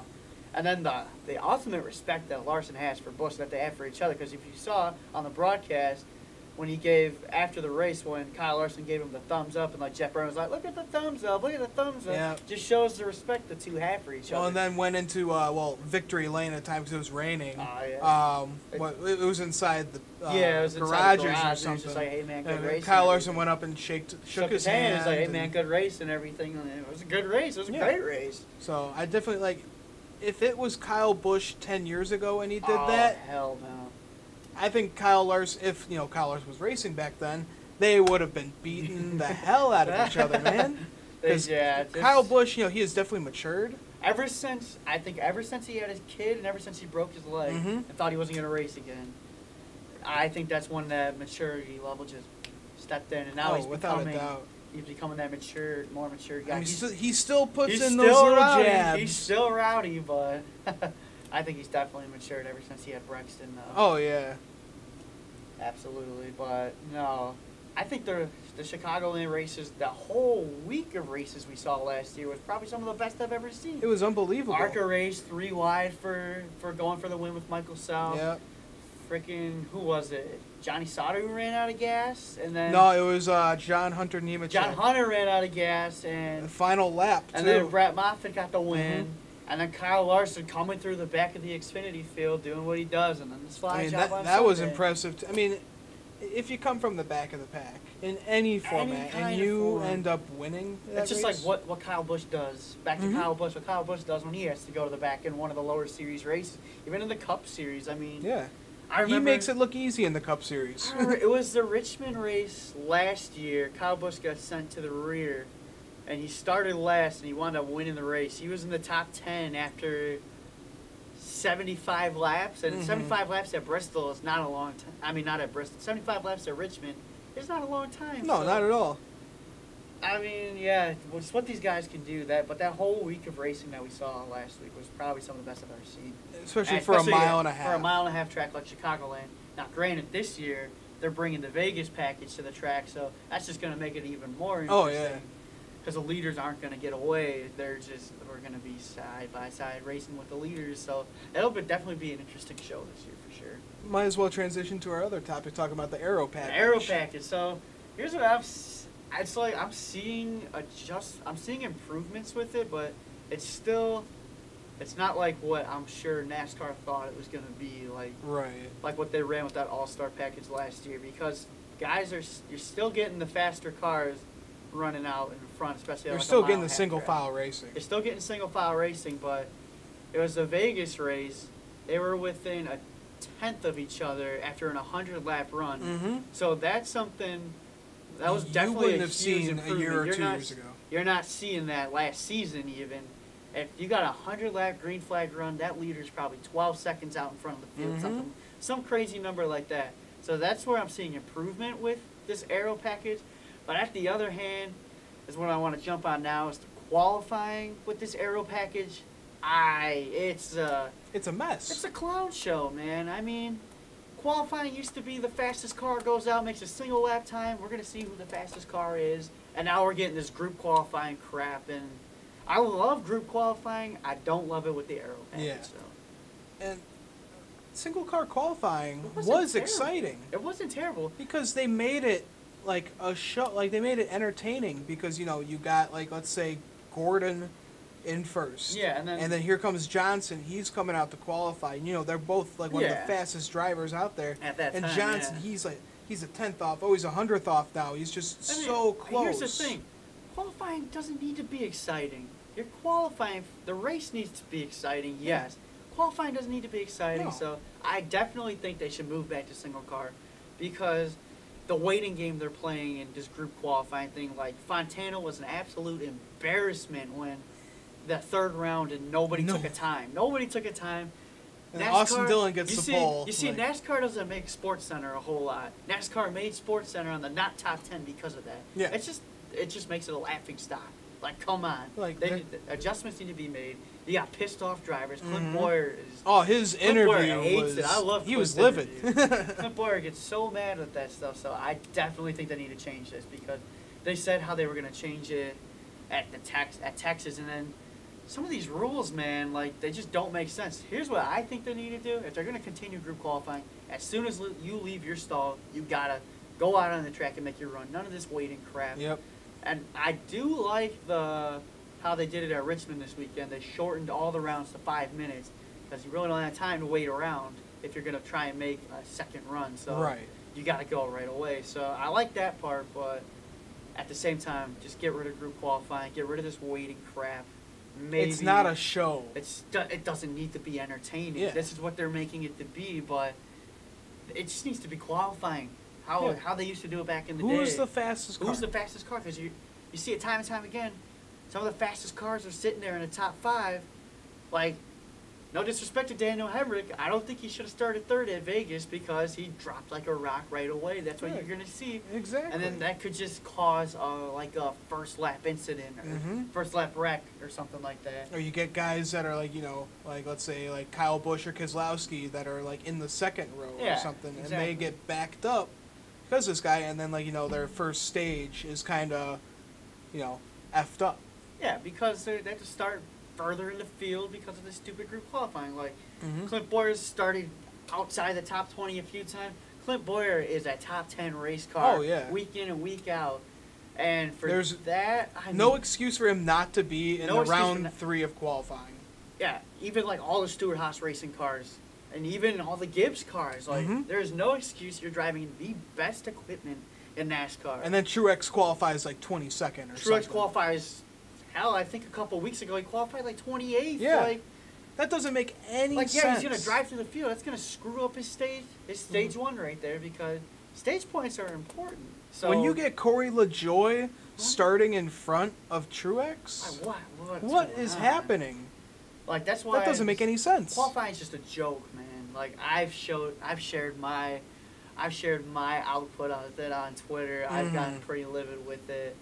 It's a joke. Like, They need to go back to single cars, or you're just gonna keep getting more pissed off drivers, and then you're gonna get pissed off fans. Like, imagine paying to see qualifying at like Fontana, yeah. and then the third round you don't even see a driver make a lap. Like, as a fan right there, I'm I'm- not coming back no, to I'd be that. I'm not pissed. watching this crap again. Yeah. Like, I would just be so mad. Like, And that's NASCAR's fault. That's and not the driver's it's fault. not a driver's fault. They're just playing by what NASCAR's giving them. Mhm. Like, I don't know, but moving on from that, I think you know how with how they do their new inspection, how they're gonna take away the win and everything. Like if you don't pass inspection post race, so I think you're seeing a lot of. We haven't seen that once this year. We Mhm. saw that a couple times by this point last year. Yep. I think Harvick got nabbed for one of them after his Twice.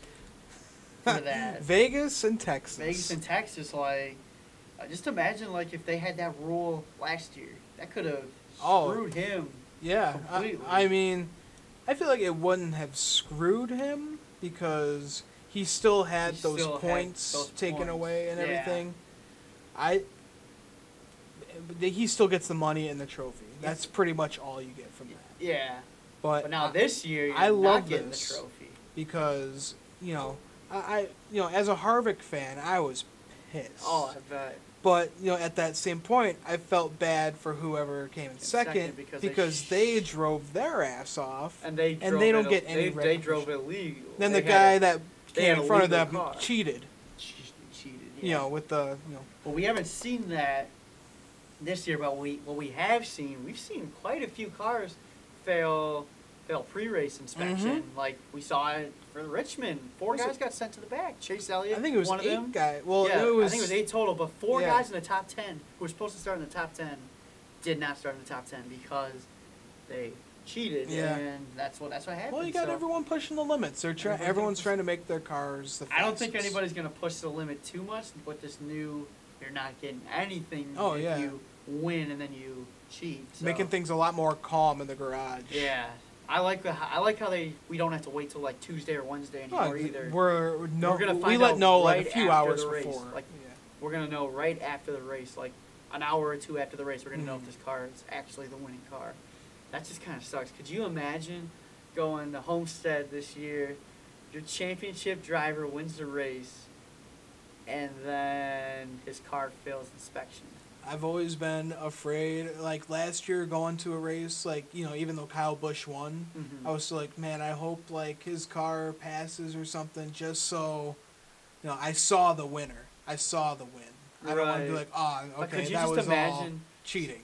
celebrating a championship, and then 2 hours later they're like, your car didn't pass. I'm sorry, you're not the champion. So what do you think's gonna happen at the end of the year? You think the other 3 contend, or you think the guy who came in second in the championship is just gonna hang around? He's gonna be like, all right, I'm in my hauler right now, getting ready to party if needed. If Yeah, we win the right. championship, like what's gonna happen? Or they're gonna have to call him on the plane. They're gonna have to call him on the plane like, hey man, just want to congratulate you.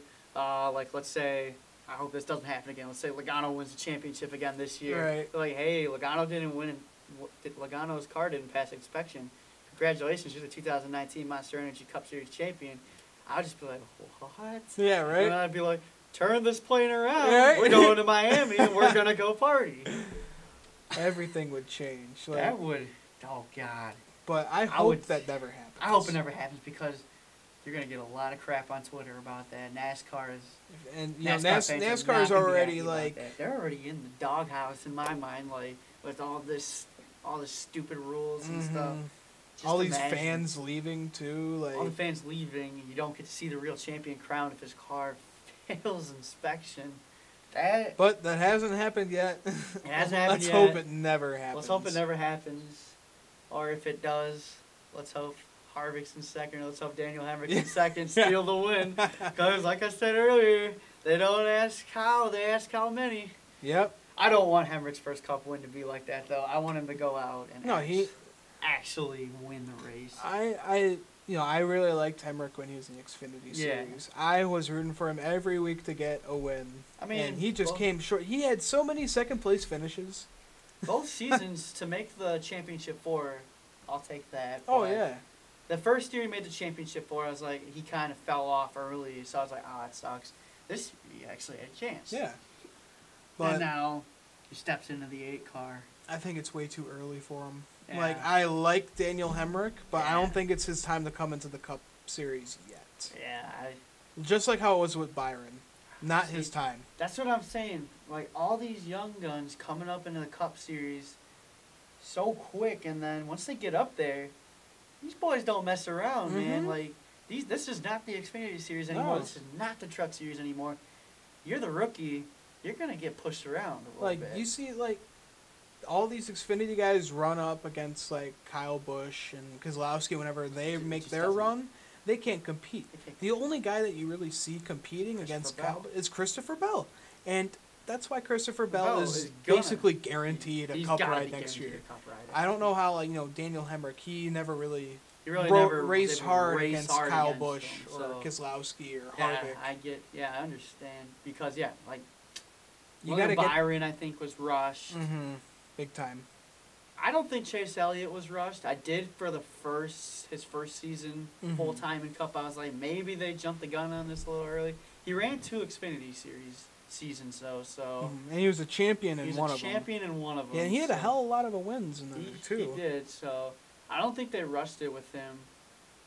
It just Eric- took him time to adjust. Really, it Eric took him Jones 2 years. is the same way. Eric Jones is a Truck Series champion. He should have won an Xfinity Series Mhm. title.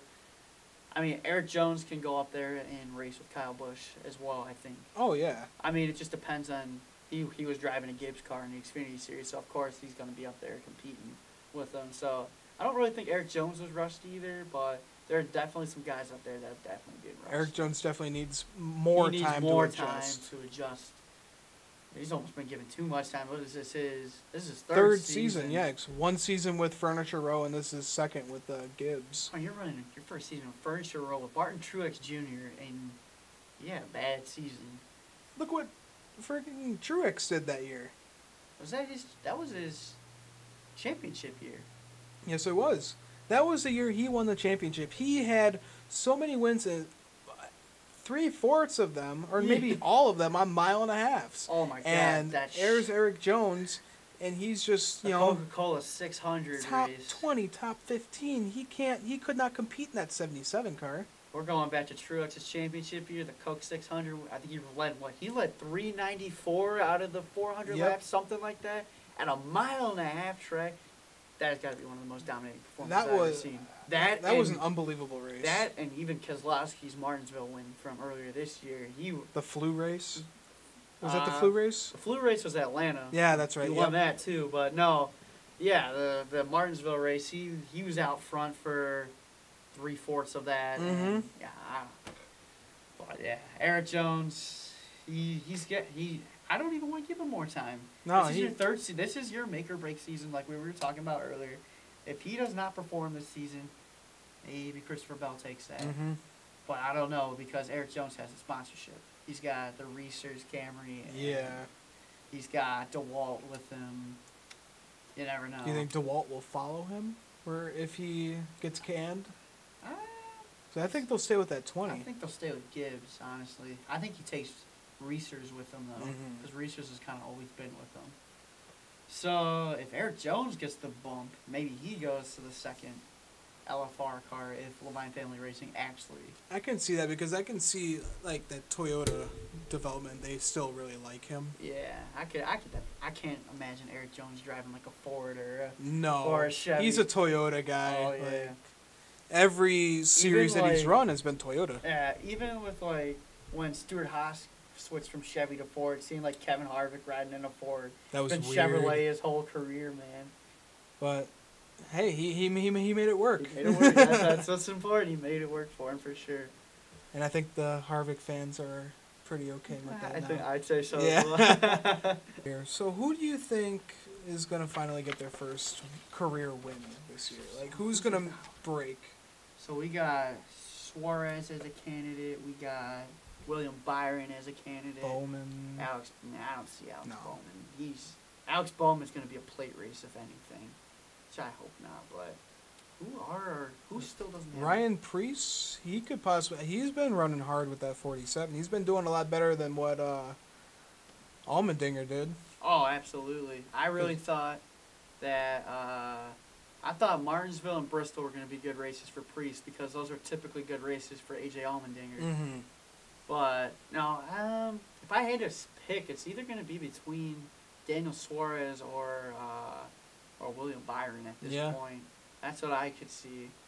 And then if I had to pick between the two, I'd have to say I think Daniel Suarez. I'm going to pick Suarez because he's driving for Stewart-Haas Racing. He's hungry for a win. They've got that organization figured out. I mean, he was with Joe Gibbs. He could not get a win. He couldn't do anything in the Gibbs car. Stewart-Haas, They had he's no so problem. no. They had no problem dumping Suarez at JGR. No, they wanted Truex. They wanted Truex and Cole Pern. That's another great They duo only right brought up Suarez because Carl Edwards retired. Oh, Suarez was the new Xfinity There's champion. another one. If we're talking about drivers who were pulled up too early, I definitely say Daniel Suarez is one of them. But he is definitely adjusting and making a name for himself a little bit. But absolutely in the Stewart-Haas car. But I'm going to say him as getting his first win before William Byron. Mm-hmm. I know Byron's got Canales as his crew chief, but give Byron a little bit more time, and I think give Byron and Canales a full season under their belt to get to really know each other. Right. And I think next year is when we're going to see them do well. I mean, that's a huge adjustment for both of them. Oh, absolutely. If I had to pick a track, though, for Suarez to get his first win at, where's Daniel Suarez run really? He runs well. He runs well at the 2-mile tracks. He does. So we got Michigan coming up. I'd probably say Michigan because he runs fairly well. Mm-hmm. He finished third a couple weeks ago. He finished third at Bristol. He finished third a couple weeks ago. Yeah, he's good at short track racing too. So he finished third at Texas. Mm-hmm. So maybe he gets lucky at a mile-and-a-half track. I mean, I can definitely see it. He's got speed. I mean, look at this. At Atlanta, he started 5th. He finished 10th. Not terrible. Mm-hmm. I mean, the top 10s are definitely starting to roll in for Daniel Suarez this year. I think he's definitely going to have better success in the Stewart-Haas car. I was a little bit sketchy with it when I first heard the news that he was going to drive for SHR because of the lack of competitiveness that he had at Gibbs. Right. So compared to the kind of team that Stewart-Haas is. But yeah, driving for Joe Gibbs and you can't get something done, he's going to have no problem booting you right there. So Eric Jones, I'm going to say it again and again. Yep. Get ready, man. You don't show up. I would go on a limb and say the odds of Eric Jones losing his ride are maybe 50-50. If he doesn't, I don't think if he wins a race this season or doesn't get out of the first round of the playoffs. I think he needs multiple wins. I think he needs if he can get 2 wins. 2 wins for Eric Jones would be something, but I'd have to say they'd have to be at tracks that are not a Daytona or Talladega. Yeah. And then he's got to get out of the first round of playoffs easily. He needs to break out of that. He needs to break out of that. One of the last 2 years, I think he's out. Made it. Did he make? No, he didn't make it his first year when he was with Furniture Row. So he made it last year, but he didn't. No, he didn't go anywhere with that. He got bad luck at Vegas. He got involved in the wreck that Harvick got involved in Vegas in the first playoff race. On the next 2, just couldn't climb his way back. It's at the playoffs, man. One bad race, and you better hope you have playoff points. That's why these stage wins are very important. That's why stages are very important. I look at, again, Truex back in his 2017 championship season. Man, the man's winning, he went 22 stages that year? Oh, my God. It was unbelievable. He was set all the way to the Final Four. He had, over 45 points, I think, in playoff points. Mm-hmm. He didn't even have to show up the first 2-3 rounds. He didn't have to show up at all in the playoffs until Homestead. He was still winning races in the playoffs. I just can't believe the momentum change from that year to the next. To the next. He really had himself a hangover season. Mm-hmm. Because he had 4 wins last year? Yeah. Oh, he only had 4 wins. Only had 4 wins, but coming off of a championship year of 7 race wins. Yeah. And dominating everything. But 4 wins. Yeah. Some guys want only one win. Only one win in their career. Yeah. Yeah, right? And then this man gets 4 in one season. But no, yeah, I can definitely, he will be, him and Kyle Busch, are going to be the face of that Final Four organization. again. Oh, Without a doubt. that was going to be my next question. Yeah. Who's your Final Four going into Homestead? My Final Four, well, you just heard me, Truex, Kyle Busch. It's going to be a stretch for Harvick this year. Yeah, I mean, we're 9 races in, but I'm going to keep him out since he's a stretch, but I think Keselowski can definitely do it again. Logano, I'd have to say Logano's just strong. Him and Logano are like a little tie for me. I feel like either one or the other for me. Right. And then I feel like just someone Someone's going to get in. that I could you see really this year being the year that Chase Elliott gets into the Final Four. That's what I was kind of thinking. Someone like Chase Elliott or even Ryan Blaney. Like, Yeah. it's only the start of the season. So yeah, obviously, I'm gonna go with Kyle Busch. I'm gonna go with Truex. Mm-hmm. I was almost skeptical on Truex, honestly, because of how he started off the season. I was thinking like maybe he doesn't have what it takes to be in the Final Four, but it's so early in the season. But Oh yeah. What's See it- what he could do see what yesterday. he can do. Yeah, what he did yesterday. I think he's definitely capable of getting in the Final Four. Mm-hmm. It's gonna be one of the Penske drivers getting in, like you said, Keselowski or Logano. If I had to pick now, I'd probably say Brad. Right. I think Brad's having just a little bit of a better season than Logano, but both of them are dominant. And then They always have been. yeah, I don't know with Harvick right now, man. I don't know. Like I think in the summer months he's gonna turn it around. Mhm. That's what I'm banking on because I have him on my fantasy team. Right. I traded Kyle Busch for Kevin Harvick, and now I'm kind of kicking myself in the butt for that because of that. But I think it was going to come on in the summer, and if he does, I think he'll get in the Final Four. But I wouldn't be surprised if Chase Elliott gets in there, Mm-hmm. or even my stretch pick to get in the Final Four would be Kurt Busch. That, I could see that Kurt. would be something. That's if my Kurt- dark horse. That's my Because dark he's horse. always been, like, every time he's made it into the playoffs, it's always been the It's gonna round be of my, 8. my dark horse is either going to be him, Almirola, or Clint Boyer getting Yeah. in the Final Four.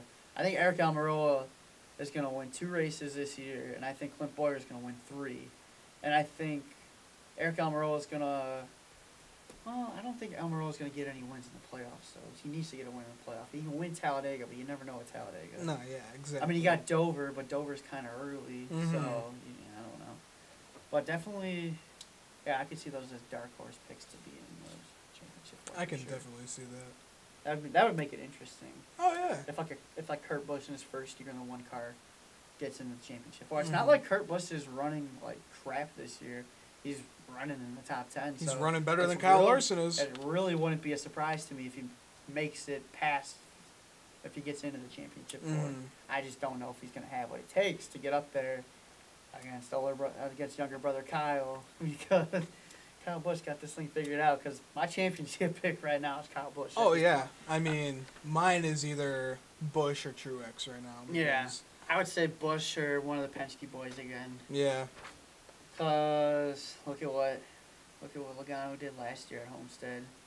It was He wasn't crazy. like the fastest in the beginning, but when I picked Logano to win the race, and you for NASCAR fantasy for the app and everything, Right. you have to pick at the beginning of the playoffs like a champion and everything. Like I picked Harvick in the beginning, and then for the Homestead race, you got to like pick your winner and everything. So Yeah. I picked Logano because Logano had the best like 25 lap average, and that's what you're going for. Like even in qualifying, you could lay down a fast lap. It's really you're gonna know if you're fast or not Mhm. based off of your average, based off of like a 10 lap, a 20 lap run. You gotta Well, get a yeah, long you want run to know in your there. long run You speed. gotta get a long run in there. Mm-hmm. Absolutely.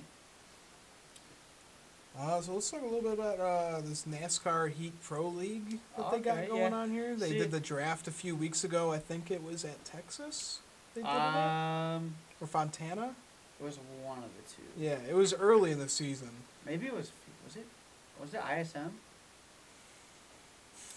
Now we don't know. We don't But know. either way, they had the NASCAR Heat Pro League draft, and I thought that was pretty cool to kind of get, Yeah, because like I have like almost every NASCAR game dating back. I think my favorite NASCAR game growing up was 14 or 15 on the old PS3 and everything. Mm. Like, but no, back See, to hang on. I'm talking to a guy who started watching NASCAR in 2012. Yeah, well, I have the old games Okay. too. NASCAR Thunder Oh, 2004 was my favorite, man. Oh yeah.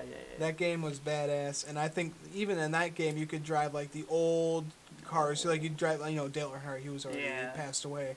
You could still drive his car and all See, that. like So me being a young buck, like I play those old games. It's just so much harder for me to get adjusted to them because the way that those things move, like you just tap the joystick and then those things are really loose. Oh yeah. Excuse me, but back to this whole draft thing. I think it's interesting. It's a good way to brand out the game and everything. It's like they're kind of trying to compete with like iRacing and everything, but this is like a NASCAR video game. Like more people, I think, can do that. Like I saw up in your living room, you got your whole iRacing setup. Yep. That's pretty badass. I've always wanted to get one of those. Setups, but there's just no way I would. It would take me. How long did it take you to like really start figuring out iRacing and everything? It doesn't take long. I mean, I've been. It's like how long have you been doing it for? Probably since winter of 2017 or so. Yeah, so it was like a year and a half or so. Isn't that crazy how William Byron got his NASCAR career started off of iRacing? I know. That is just crazy. Unbelievable. And like, and then all like the thousands of people out there that play iRacing, that race on iRacing. And like, I'll go on there and I'll do like some of the lower tiers because I'm not a NASCAR driver. Like, but, I can get a hang of the driving. It's pretty cool that like what they do, like what iRacing did this year. They had the NASCAR teams, like the same thing like they're doing with the Heat, but NASCAR Heat they had like a draft and everything, and they drafted a driver. And now in my mind, I feel like iRacing is probably definitely harder than the NASCAR Heat 3, but oh yeah, without a doubt, because you have the steering. You're stepping in the simulator. You got the steering wheel. You got the gas pedal. You got the brake pedal. Like this, you're hitting R2 or. You gotta change your gears and all that. You gotta use the clutch. Oh, yeah, that's just crazy, but no, I definitely like that idea. I was almost gonna enter it just to see how far I could get, but I was like, I do not have the time for this. Yeah, And then there's like people that just spend a crazy amount of time on that game, getting like all these crazy setups to run. Like I remember some of the old NASCAR games. There were guys who would spend like 10 hours trying to figure out a setup, and then they're laying down like these insanely fast lap times. And I'm over here like, yeah, I'll get certain setups for different tracks and everything, but I'm not gonna spend an hour setting up my car. No. If I'm gonna do like a 100 lap race and everything. Like that's when I was just like, there's no way I could compete in this. Right. Like, it's too much. These people just take it like a little too far. But I don't know. Good for them. I mean, they got drafted by an actual race team and everything. But when does that actually start? That starts All-Star Weekend, right? I think so. Yeah, but iRacing is fun, and we're definitely going to be getting on the simulator during this show. Oh, absolutely, yeah. So you've never... I've never done it before, so that's definitely...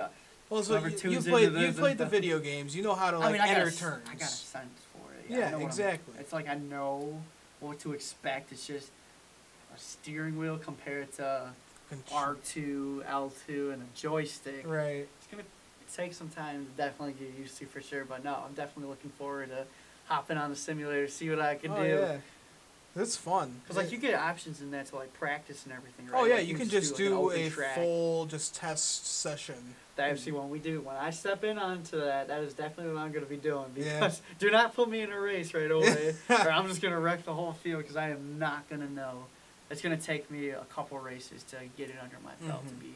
It's cool too because like you start on a pace lap. You're not like just like go. It's like you actually do like a rolling start. It's like actually stepping into a real NASCAR race car. Like how those things like move and everything. Like it's you can feel how heavy the car is when you're steering it, and the only difference between the two is actually getting into the real thing. Oh, absolutely. Yeah. Like that's still. I want to do that so badly, like how the Speedway offers has the petty experience, but that would be so badass. Oh like, you're only going, I think those things max out at like 150, but you're still going 150 miles an hour. Oh yeah.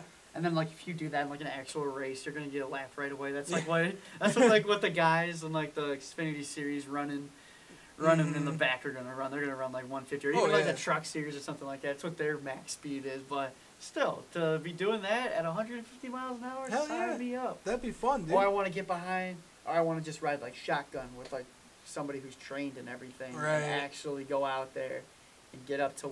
Because I did a pace car ride around Chicagoland one time, and it was still cool. We got up to like 120, and that was Yeah. still badass. Hell I yeah. mean, I want to get into one of these things riding shotgun and getting up to like 180 and Right. everything. 180 into the corners and everything. It's That's better than what I did. I went to that the Chicagoland trunk or treat that they had, and they allowed you to take your car on the Oh, track. track class. Don't they have like a speed limit of like 45 or something like that though? Yeah, it was. I think I was maxed out at like 50. We had to follow the pace car and all that. Yeah, That's so dumb. and so you know we were on the banking and to turn one, and I was like, I kind of need "Whoa, to. can we go a little bit faster? Faster? I feel like my truck's about to tumble down." Like you seen that video when they Yeah. tumbled down the Volkswagen Yeah. at Bristol? I felt like that was about to happen. Yeah. See, like I've always wanted to do like the track class, but then I'm just thinking like you're definitely gonna be regulated speeds. Mm-hmm. That's just what sucks. Like, let me just get one lap where I just absolutely gun it and Right. see what I can do. Because the banking's definitely going to help you out, especially yeah. if you're only getting up to like 100 miles an hour. The banking's just going to coast you through, like you're fine. You're not going to hit the wall going 100 miles an hour at Chicagoland unless you really get out of control Right. and deliberately turn the car to the right. Well, no, yeah, that'd be sick for Hell them yeah. to do that. This is our first attempt at the stock car spectacles. I think for our first show it went pretty well. Yeah. We covered pretty much everything that's going on in each series: Cup, Truck, Xfinity. We even got into the draft for the NASCAR heat and everything. Mhm. So we pretty much covered everything that I think that we should have covered for our first show. So I'm Nick Kinslow. I'm Ian Jortson. Thanks for joining We'll us. see you next time.